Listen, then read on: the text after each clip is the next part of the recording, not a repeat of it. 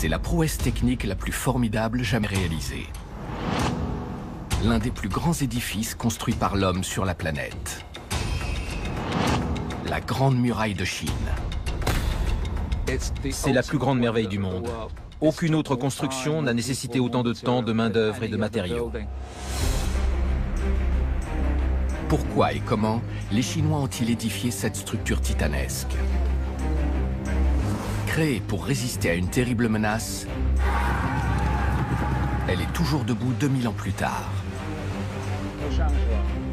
La science moderne permet aujourd'hui de révéler sa véritable histoire, de percer ses mystères et d'expliquer pourquoi la Grande Muraille de Chine est bien plus qu'un simple assemblage de briques et de mortiers. C'est à la fois simple et très élaboré, remarquablement conçu. Le système de défense ultime, pensé pour la guerre à outrance. La chimie moderne a découvert le secret de son incroyable longévité. Un ingrédient que l'on trouve souvent dans les placards de cuisine. Et une nouvelle étude est parvenue à déterminer la longueur incroyable de l'ouvrage. La nature cachée du plus grand monument jamais bâti sur Terre est enfin dévoilée.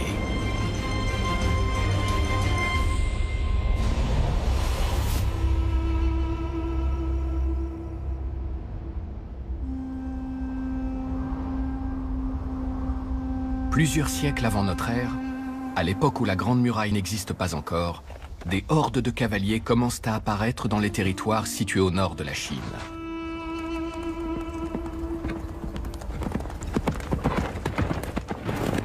Ils finissent par constituer une redoutable armée, n'hésitant pas à lancer des raids dévastateurs.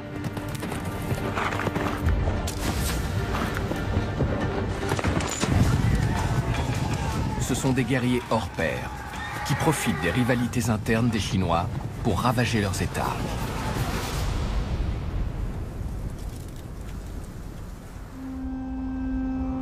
Car depuis 300 ans, des guerres incessantes opposent les royaumes chinois qui se partagent la région.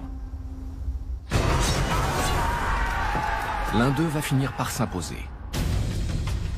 Le premier empereur contrôlant toute la Chine se fera bâtir un tombeau monumental gardé par des soldats de terre cuite.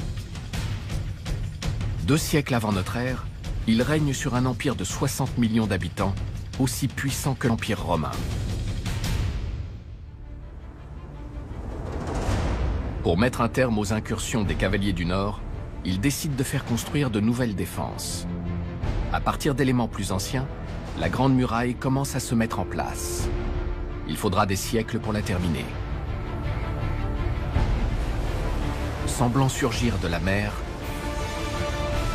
elle fait appel aux torchis dans les déserts arides, à la pierre pour franchir les rivières, et à la brique pour conquérir la montagne.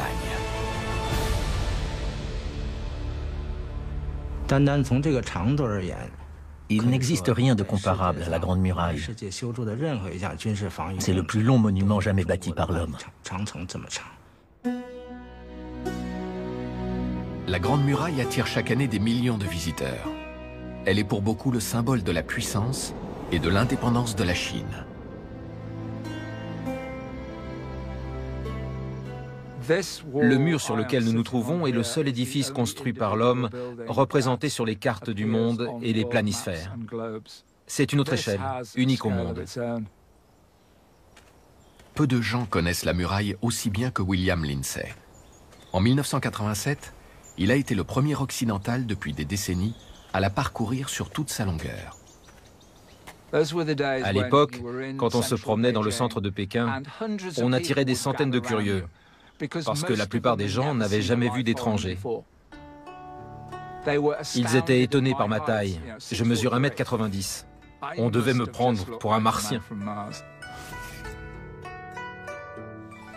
J'ai fait un premier voyage qui a duré 78 jours.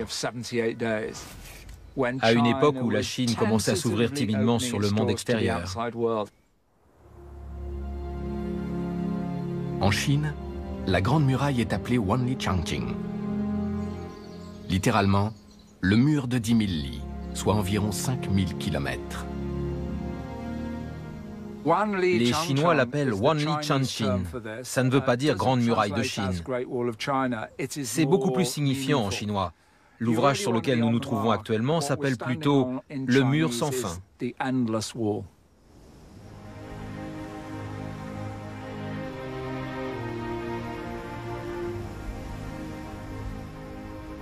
Un mur tellement étendu que lorsqu'il était encore opérationnel il y a 400 ans, les sentinelles en poste à l'est voyaient le jour se lever 1h20 plus tôt que leurs collègues de service à l'ouest de l'ouvrage.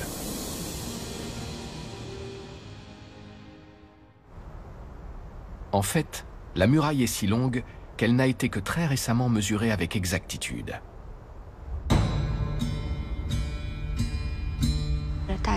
Tout le monde avait son avis sur la question. Certains pensaient qu'elle ne faisait que 2000 km de long, d'autres qu'elle dépassait les 50 000 km.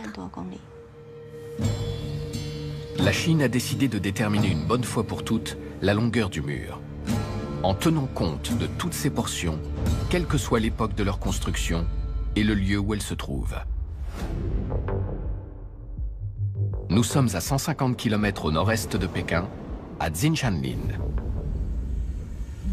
Deux techniciens s'apprêtent à lancer des drones dotés d'un équipement sophistiqué. Leur mission, établir une cartographie claire et détaillée de la muraille. C'est une technologie de pointe, utilisée pour tracer des cartes aériennes et créer des modèles en 3D. Ce rotor circulaire assure le déplacement du capteur. Cela permet d'assurer la stabilité du drone en vol. Le technicien se sert ensuite d'un GPS pour repérer exactement les zones qui l'intéressent et déterminer le trajet du drone. Comment fonctionne l'équipement embarqué?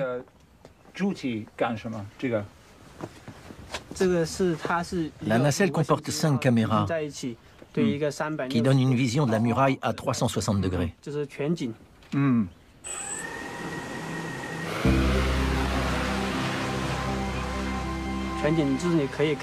Ce système nous permet d'apprécier la hauteur de l'ouvrage, quel que soit le relief.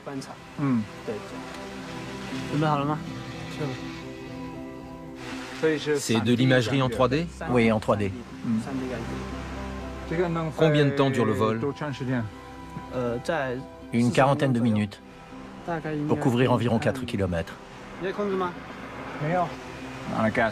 Il en a pour quelques années de travail. Il n'est pas arrivé au bout. Grâce à la technique révolutionnaire employée, cette étude permet de recueillir une quantité d'informations inédites sur la muraille.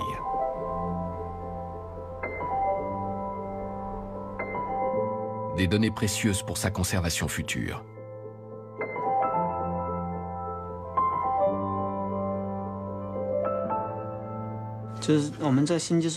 Cette technologie nous permet de mesurer très rapidement la longueur, la hauteur et le volume de l'ouvrage.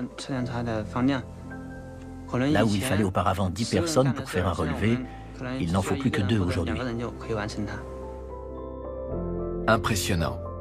Mais ce n'est que le tout début d'une opération beaucoup plus vaste. En 2006, les autorités chinoises ont mis en route une étude nationale destinée à établir avec certitude la longueur de la Grande Muraille. Étant donné l'ampleur du projet et la taille même de la Grande Muraille, il est impossible d'en faire un relevé exhaustif en s'en tenant aux méthodes classiques. Nous avons donc recours à toute une série de techniques high-tech, et notamment aux technologies de détection à distance. C'est-à-dire non seulement la photographie aérienne, mais aussi l'imagerie par satellite et le scannage laser au sol et embarqué pour modéliser les structures. Le modèle en 3D est la copie conforme de la réalité, avec chaque arbre, chaque pagode, chaque portion de mur.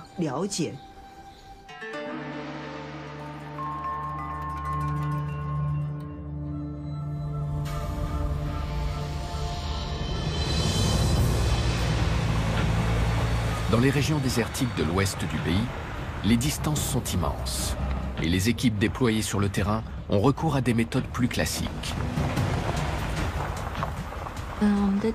Les techniciens se rendent sur site pour procéder au relevé. Ils enregistrent également l'état de conservation des vestiges et en notent la position exacte avec le GPS. En 2010, des archéologues ont découvert dans une région reculée des pans de murailles inconnus jusqu'alors. Vieux de plus de 2000 ans. Réalisés essentiellement en terre séchée au soleil, ils ont pourtant traversé les siècles. À la suite de la découverte de ces antiques structures de terre, bien différentes des célèbres portions réalisées en briques, les chercheurs sont arrivés à une première conclusion. Il n'y a pas une muraille, mais plusieurs.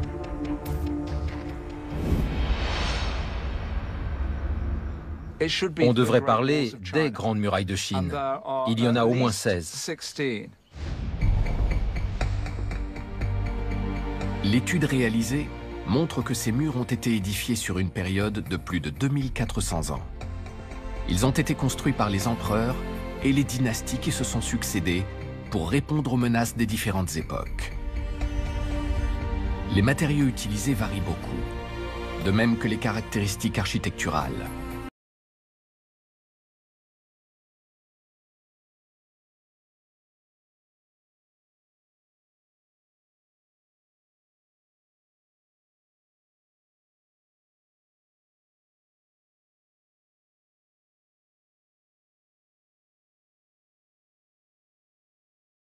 Mais également de nombreux autres éléments de fortification.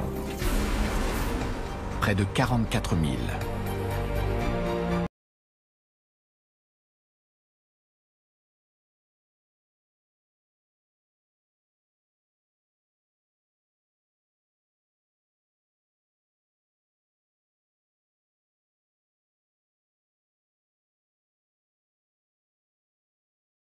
De plonger dans l'océan à la tête du dragon. À l'est, elle se poursuit jusqu'à la frontière nord-coréenne. Mais une surprise encore plus grande attendait les chercheurs, après compilation de tous les relevés effectués. Nous avons constaté à notre grand étonnement que la muraille de Chine faisait en fait plus de 21 000 km de long, soit près de la moitié du tour de la Terre à l'équateur. 21 000 kilomètres. 3 fois plus qu'on ne le pensait généralement. Plus que la distance qui sépare le pôle Nord du pôle Sud. Face à une tâche d'une telle ampleur, on peut dire que nos équipes ont vraiment été à la hauteur de la Grande Muraille. La construction a duré plus de 2000 ans, plus que n'importe quel autre édifice réalisé par l'homme. De toutes les murailles de Chine, la plus connue est celle qui s'étend près de Pékin. Monument emblématique, elle est construite en briques. Pourtant, au début, la Grande Muraille était faite en torchis. Elle fut érigée pour faire face à une terrible menace, qui explique non seulement pourquoi, mais également comment de tels travaux furent entrepris. Il faut revenir plus de 2200 ans en arrière, au cœur d'une nature hostile, où subsistent encore aujourd'hui les vestiges du plus long rempart élevé pour protéger la Chine antique. Il n'en reste plus aujourd'hui que des fragments.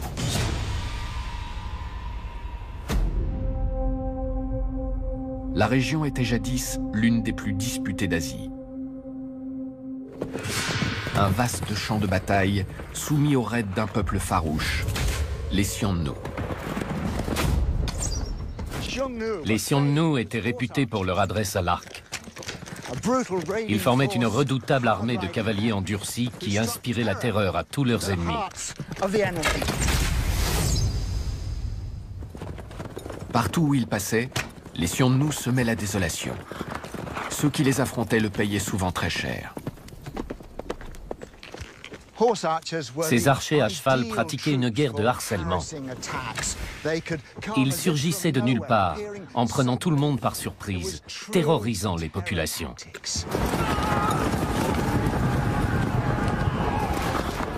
Les Xiongnu n'étaient pourtant pas très nombreux. Comment ont-ils pu faire trembler l'immense empire chinois ?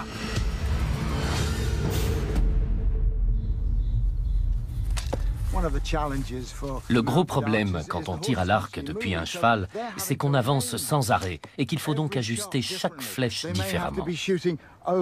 La première à droite de l'encolure du cheval, par exemple, et la suivante derrière, par-dessus l'épaule. Archers et cavaliers hors pair, les Xiongnu réinventent la manière de faire la guerre, forçant l'Empire chinois à adopter une stratégie radicalement nouvelle.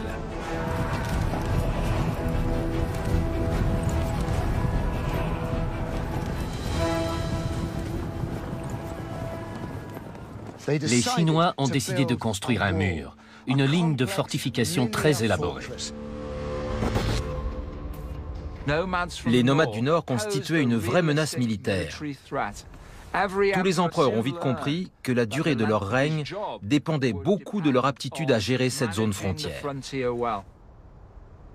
Comment les Chinois ont-ils pu ériger un rempart en plein désert il y a plus de 2000 ans? C'est une réplique du mur de terre battue. Sa structure est à la fois extraordinairement simple et incroyablement efficace.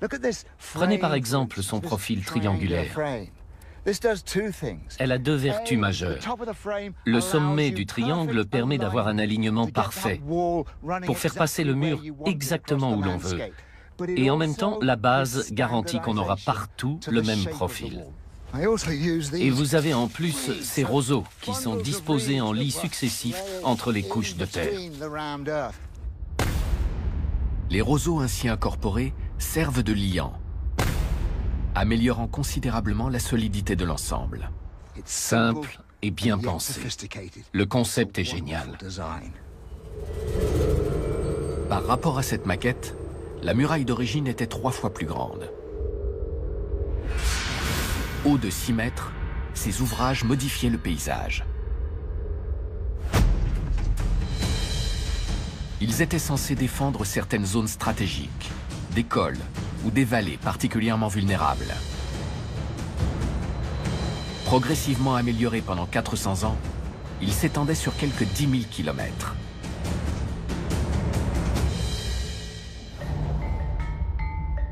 Ils ne constituaient pas une simple barrière, mais un véritable réseau de protection et de communication, magistralement conçu pour résister aux envahisseurs.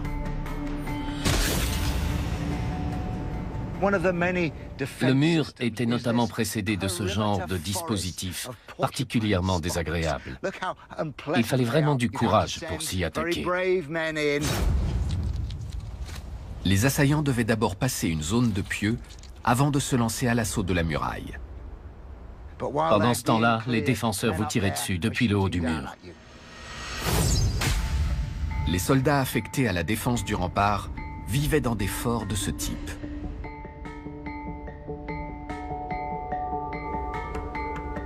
Aujourd'hui en ruine, ce bâtiment pouvait initialement abriter 1 millier de cavaliers chinois prêts à affronter les Xiongnu.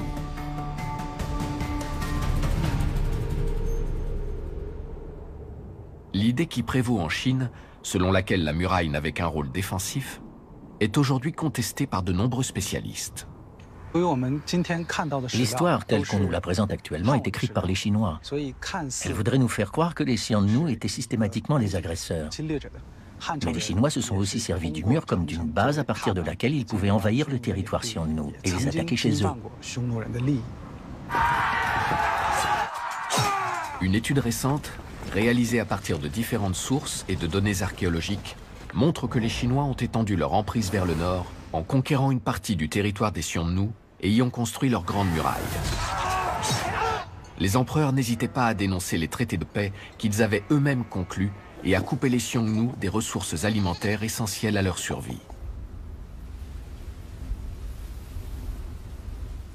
La vie des hommes qui gardaient la frontière est longtemps restée méconnue. Mais depuis un siècle environ, les archéologues ont fait un certain nombre de découvertes étonnantes.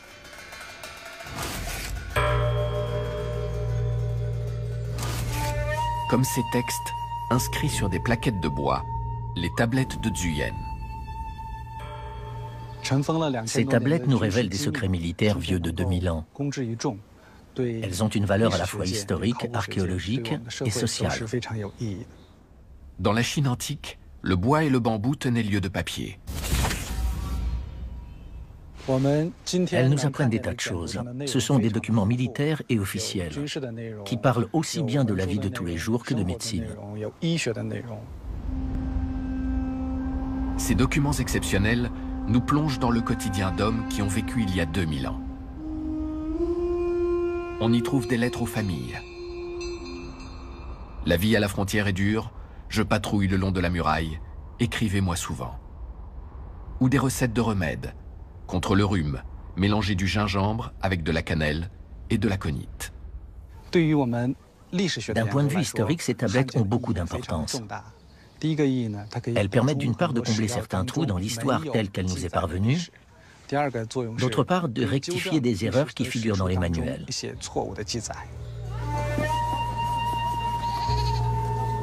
Les tablettes révèlent l'existence d'un monde qui déborde d'activités, car la muraille faisait aussi office de douane, où prospère toute une société qui se consacre à l'approvisionnement de militaires qui étaient parfois accompagnés de leurs familles.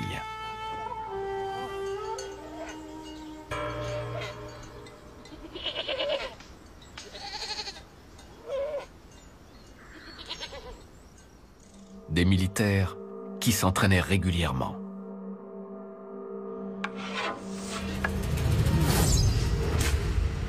Mais les tablettes ne sont pas seulement une source d'informations sur la vie de ceux qui servaient le long de la frontière. Elles permettent aussi de percer l'un des secrets les mieux gardés de la Grande Muraille. Car elles décrivent le fonctionnement d'un savant système de communication. Ces vestiges qui se dressent dans le désert étaient jadis des tours de signalisation. Certaines étaient implantées très loin en territoire Xiongnu. Elles servaient à transmettre des messages codés aux troupes stationnées sur la Grande Muraille. Le système des fortifications établi sur la frontière permettait d'envoyer au gouvernement central des informations sur la situation de l'ennemi, sur le nombre de guerriers prêts à partir au combat. Grâce aux signaux envoyés, les officiers chinois en poste sur la Grande Muraille étaient avertis des tentatives d'invasion imminentes. Les messages étaient relayés de tour en tour. Elles étaient placées sur une ligne perpendiculaire à la muraille, qui pouvait s'étendre sur près de 400 km. Plus que la distance qui sépare Paris de Londres. Les vigies envoyaient des messages aux soldats de la garnison pour les prévenir de l'arrivée des Xiongnu en précisant leur nombre. Le dispositif était en soi très ingénieux. Il se servait d'un hong, un objet en forme de lanterne, et de piao, des drapeaux qu'ils hissaient en haut d'un mât en nombre variable selon le message à envoyer. Peut-on aujourd'hui reconstituer la manière dont se passaient les choses il y a 2000 ans? Vous voyez là-bas la tour d'origine. Nous avons placé notre mât de signalisation un peu sur la gauche. Il se passe quelque chose, je vois que ça bouge. C'est un hong. Ils envoient un de ces objets symboliques en forme de lanterne. Nous voyons 50 Xiongnu, ici un hong. Il se passe de nouveau quelque chose. Je vois qu'ils envoient les drapeaux, les piao. Nous voyons 200 Xiongnu, ici 3 drapeaux. Ces signaux servaient à demander de l'aide au fort pour stopper les attaques. Ils montaient en intensité à mesure que la menace grandissait. Chaque tour disposait en permanence de quoi allumer un feu. Le feu prend vraiment très vite. Nous voyons 1000 Xiongnu, allumer un grand feu. L'arrivée d'un millier d'attaquants était rapidement signalée de tour en tour au fort situé sur la muraille. En revanche, les hommes en poste sur ces tours devaient se sentir bien seuls face à l'armée Xiongnu prête à les submerger. Quand j'entends crépiter ce feu derrière moi, j'imagine l'angoisse des 4 ou 5 hommes isolés dans leur tour au moment d'allumer le bûcher. Mais le système fonctionnait bien.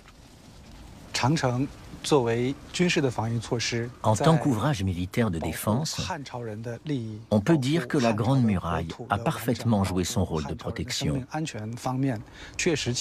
En revanche, il est certain que tous les échanges commerciaux entre les Chinois et les Xiongnu ont été rendus impossibles. Le dispositif défensif chinois a effectivement permis de tenir les Xiongnu à distance en s'adaptant au fil du temps. Mais 1000 ans plus tard, au XIIIe siècle de notre ère, d'autres pillards apparaissent. Les Mongols. Beaucoup plus nombreux que leurs prédécesseurs, ils sont en outre unis sous l'autorité d'un grand chef de guerre, Gengis Khan. En 1209, ils attaquent sur plusieurs fronts.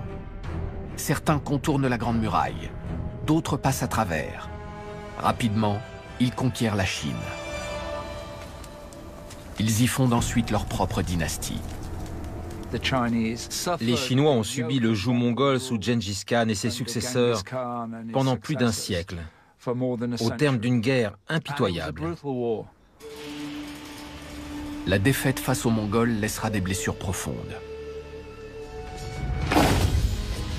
En 1368, après des décennies de soumission, le clan chinois des Ming parvient à renverser les Mongols. Il établit l'une des plus brillantes dynasties de toute l'histoire de la Chine.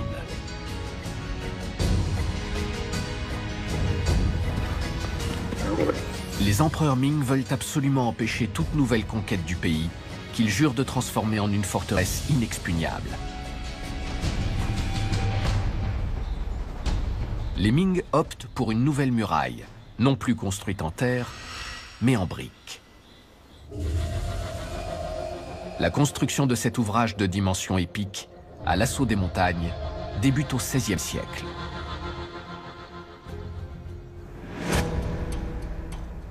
Les Ming font appel à une main-d'œuvre innombrable qu'ils trouvent dans les rangs de l'armée, parmi les condamnés et les paysans endettés, contraints au travail forcé.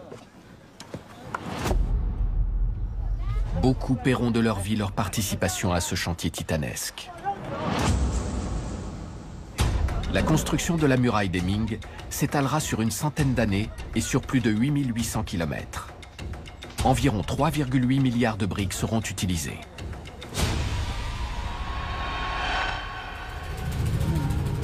Des recherches récentes ont permis de percer le secret de la longévité de la maçonnerie. Ce ne sont pas tant les briques que le mortier. Un mortier mentionné dans une très ancienne légende chinoise.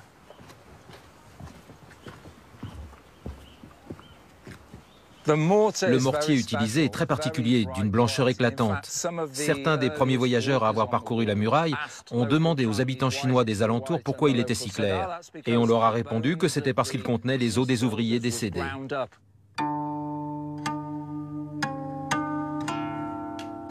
L'enfance de beaucoup de Chinois a été bercée par l'histoire de Meng Jiang, une femme dont le mari avait trouvé la mort en construisant le mur.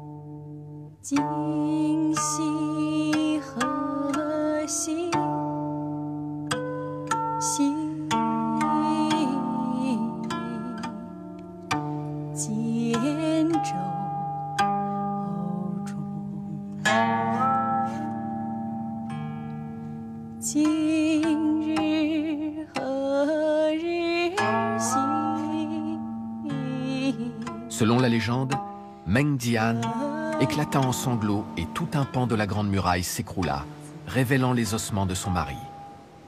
Désespérée, la jeune femme se jeta dans la mer et se noya. Depuis, certains croient que la Grande Muraille des Chinois, Wanli Changqin, est un lieu de mort, un endroit d'où on ne revient pas. La présence d'os humains dans le mortier n'a jamais été établie. Mais les mythes ont la vie dure.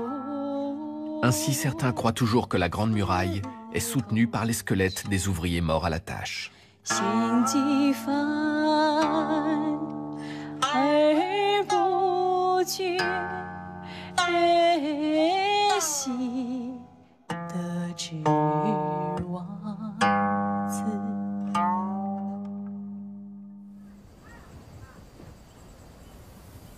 La muraille de l'époque des Ming a survécu aux attaques et aux tremblements de terre. Si ce ne sont pas les squelettes, quel est donc le secret de sa solidité? Ping Tianjian est professeur de chimie, spécialiste des matériaux de constructions anciens. Il est venu accompagné de ses étudiants pour recueillir des échantillons de mortier de l'époque Ming. Il veut en découvrir la composition précise dans la perspective de la restauration et de la conservation de l'édifice.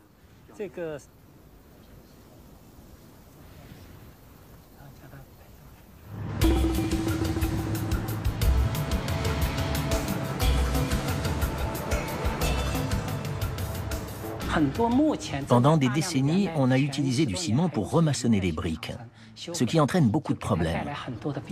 Nous voulons aujourd'hui restaurer la muraille avec les matériaux d'origine. Les bâtisseurs ont utilisé un mortier à la chaux. Le problème est de mettre en évidence l'ingrédient magique qui lui confère une telle solidité. Une fois l'échantillon de mortier réduit en poudre, il est dilué dans de l'eau, puis chauffé. En ajoutant de l'iode, les chercheurs ont mis en évidence la présence d'amidon, une substance organique. En poussant plus avant l'analyse, ils se sont aperçus que les Ming tiraient leur ingrédient miracle d'un produit inattendu. Le mélange tourne au brun rougeâtre, ce qui nous permet de conclure qu'il contient tout simplement du riz gluant. L'ingrédient miracle n'est autre que le riz gluant. La Grande Muraille doit sa longévité non pas à des ossements humains, mais à un produit de consommation courante. Ces images prises au microscope électronique montrent comment le riz agit comme un liant dans le mortier. Son action est optimum lorsqu'il entre à hauteur de 3% dans le mélange. Une fois la composition exacte du mortier établie, il est possible d'en étudier les propriétés. En présence de phénolphtaléine, le mortier se révèle très dur en surface, mais tendre et souple en profondeur. D'où sa résistance aux tremblements de terre et aux boulets de canon.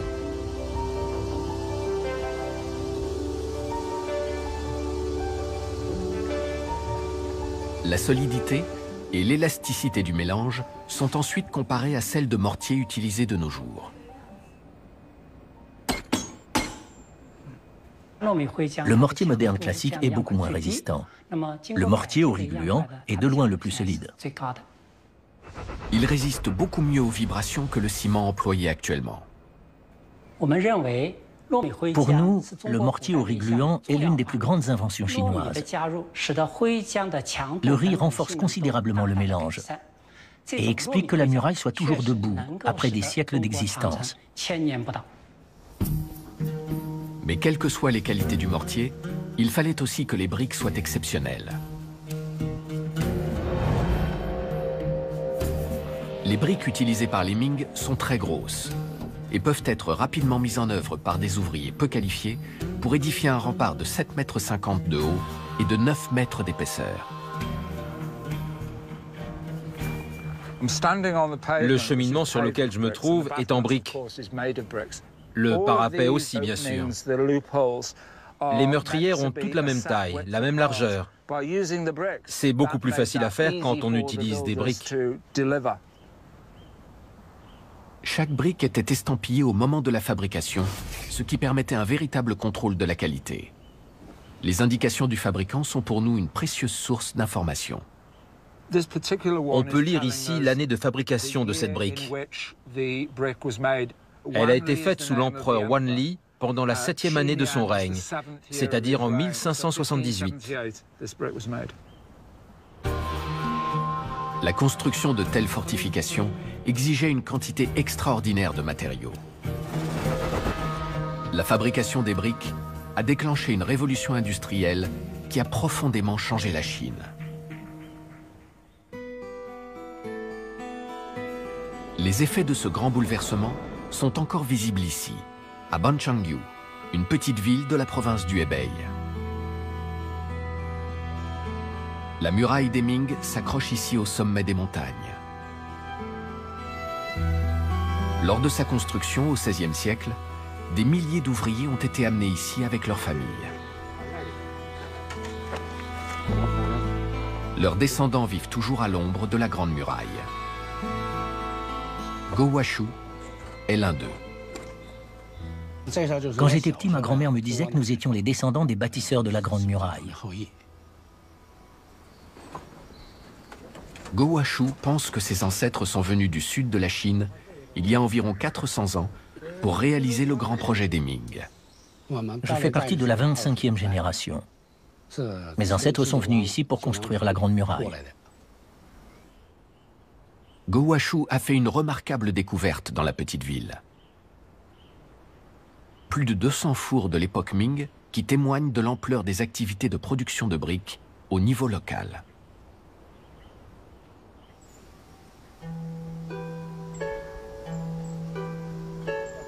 Go Washu fait aujourd'hui le même métier que ses lointains ancêtres. Il est chargé par le gouvernement chinois de la restauration de toute une partie de la muraille. Il a même reconstitué un four Ming pour mieux comprendre les techniques utilisées par ses lointains prédécesseurs. Le four fait 3 mètres de largeur et 4,50 m de profondeur.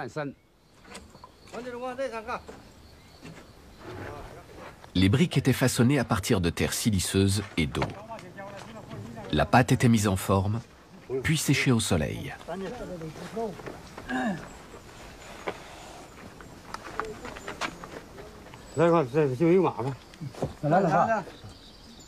Les briques de l'époque Ming sont environ 4 fois plus grosses que nos briques modernes. Elles pèsent chacune 10,5 kg.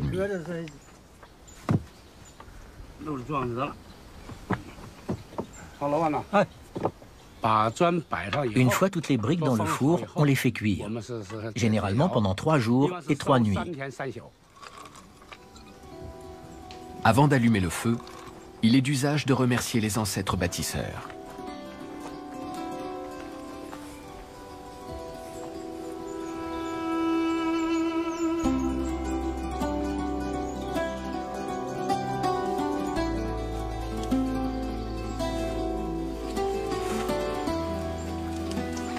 Le feu se propage rapidement sous les briques.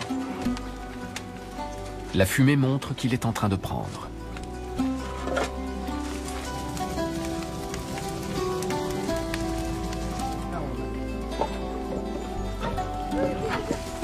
La technique est la même que celle employée il y a plus de 400 ans lors de la construction de la muraille.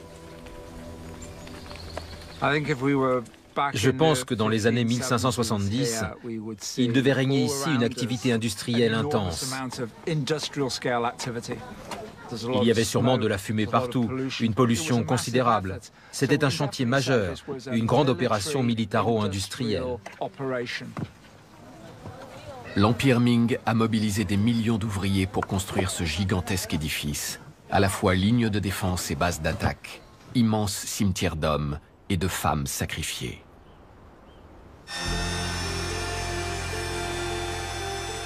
Le professeur Jian a apporté du mortier au riz gluant que M. Shu va pouvoir tester avec ses briques faites à la manière Ming.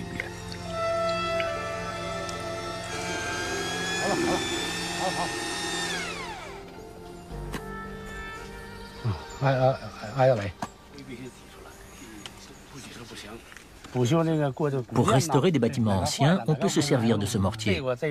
Ça fonctionne très bien. Un mortier au riz gluant, qui, si l'on en croit l'histoire et la chimie, devrait encore tenir bon dans quelques siècles.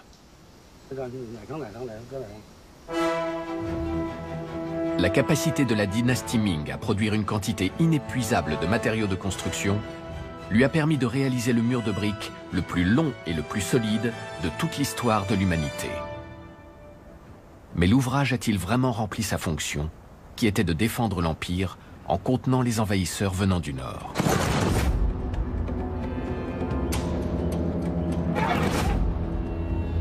Ou n'a-t-il été qu'une lubie de souverain mégalomane, incapable de protéger la Chine? La muraille des Ming partait à l'ouest d'une puissante forteresse construite en plein désert, pour ensuite traverser la steppe et les montagnes, contourner la capitale, Pékin, et finalement aboutir à la tête du dragon. Elle se voulait un rempart face à la menace mongole.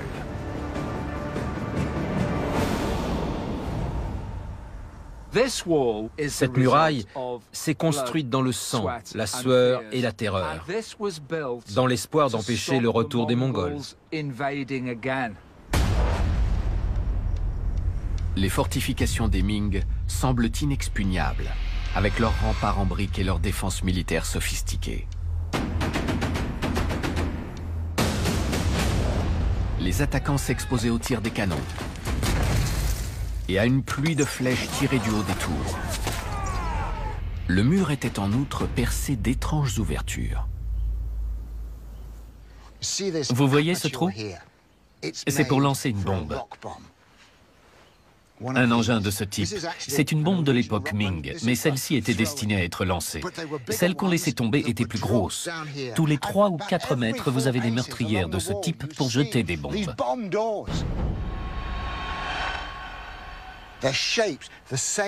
Elles ont la forme du projectile, pour que celui-ci soit bien canalisé quand on le met dedans, pour qu'il ne parte pas n'importe comment, mais qu'il aille tout droit et touche le sol de manière à exploser au contact. Ces engins étaient bourrés de poudre à canon.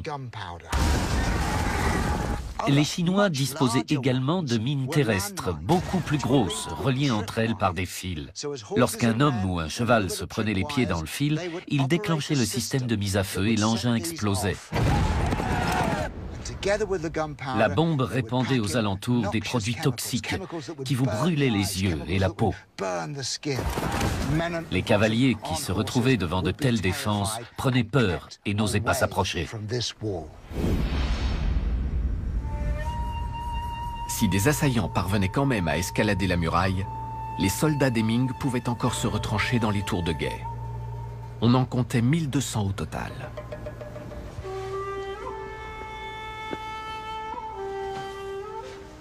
Ce grand trou dans le toit n'est pas dû au ravage du temps. Il y avait jadis une échelle qui permettait de monter au sommet. Il y avait là-haut 3 ou 4 sentinelles qui montaient la garde la nuit.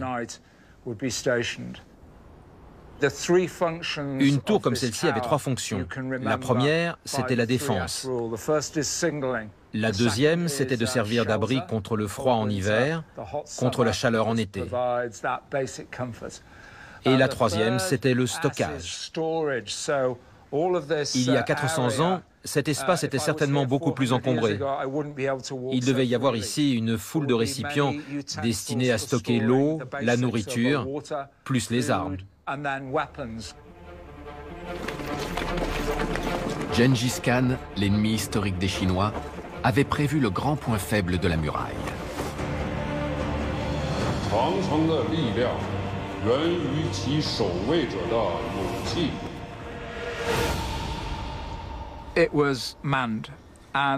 La muraille était bien gardée. Au début du XVIIe siècle, certaines sources parlent d'un peu plus de 750 000 soldats, soit à peu près 115 par kilomètre. 750 000 hommes, c'est considérable. Cela représente un poids énorme pour une nation.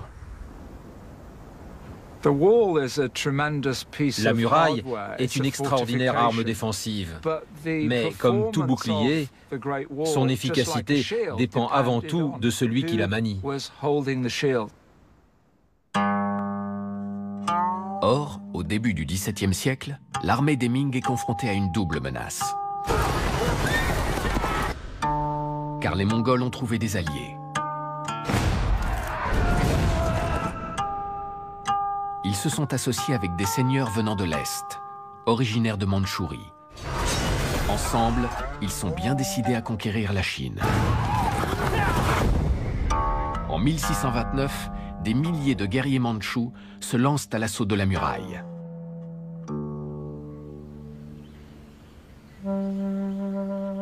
Rapidement débordés, les défenseurs Ming ont absolument besoin de renforts, de toute urgence. Heureusement, la muraille est non seulement un rempart, mais également une route.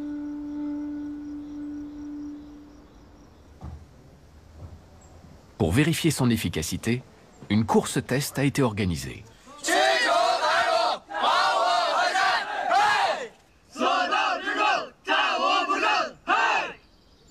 D'un côté, l'équipe rouge, les Chinois Ming qui courent sur le mur. De l'autre, l'équipe bleue, les Mandchous qui foncent à travers la campagne.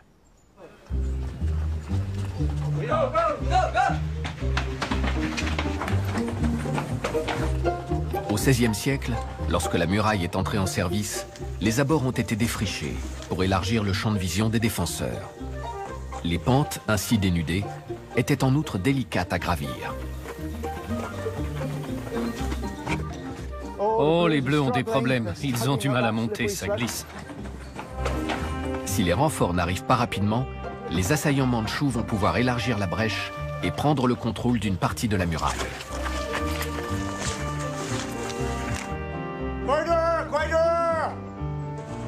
Les premiers arrivés seront maîtres de la Grande Muraille.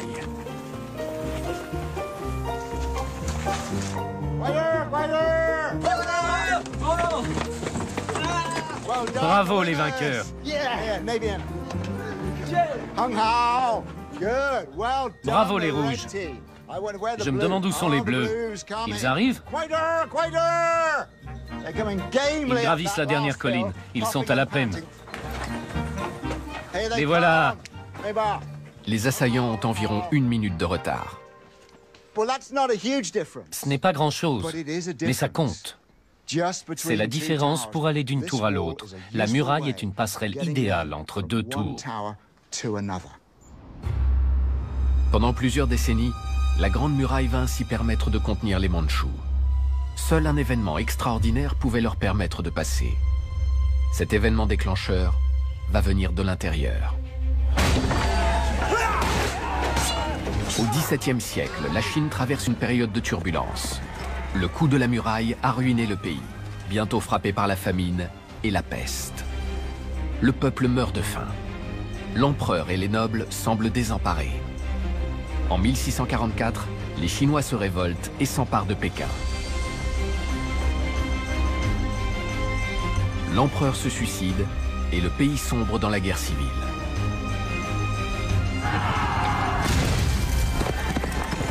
De l'autre côté de la Grande Muraille, l'armée mandchoue profite de la confusion qui règne en Chine pour attaquer en force.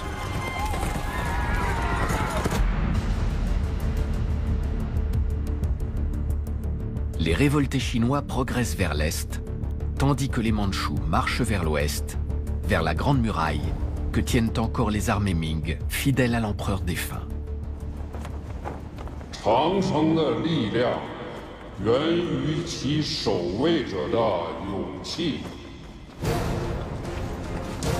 Le général de l'armée Ming est confronté à un terrible dilemme. S'allier aux rebelles chinois qu'il méprise ou faire cause commune avec l'envahisseur mandchou contre son propre peuple. Il tient le destin de la Chine entre ses mains. Il décide finalement d'ouvrir le passage aux Mandchous. La muraille reste ainsi invaincue, mais au moment décisif, elle n'aura servi à rien.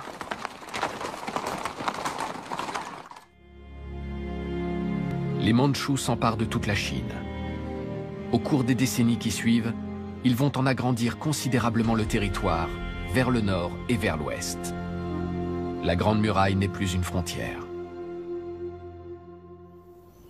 Désertée, abandonnée, elle est vouée à une mort lente.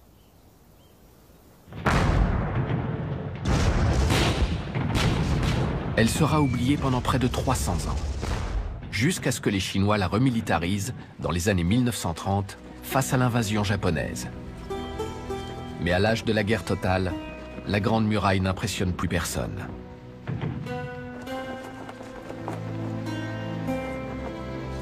China was looted and shelled and put to the torch.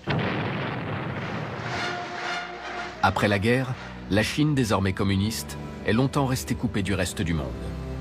La Grande Muraille était le symbole d'un pays inaccessible. Les choses ont commencé à changer en 1972, avec la visite du président américain Richard Nixon, désireux de rétablir des relations avec la République populaire de Chine. The president sees one symbol of the Gulf to be bridged. It is a symbol not only of China's ancient independence, but also of her ancient isolation. La visite de Richard Nixon a marqué le début d'une profonde transformation des relations de la Chine avec le monde. Aujourd'hui, la Grande Muraille est redevenue l'emblème d'une Chine forte, innovante et irréductible. Mais il est un mythe auquel il va falloir renoncer. D'après les témoignages des astronautes qui ont effectué de longues missions à bord de la Station spatiale internationale, il est absolument impossible d'apercevoir la Grande Muraille depuis l'espace, et encore moins depuis la Lune. La Grande Muraille reste cependant l'une des merveilles du monde. Et elle est loin d'avoir livré tous ses secrets. L'avenir de la Grande Muraille est entre les mains des Chinois ordinaires. C'est un gigantesque musée à ciel ouvert. Si les gens la visitent en l'appréciant à sa juste valeur, la Grande Muraille de Chine devrait traverser sans encombre le XXIe siècle.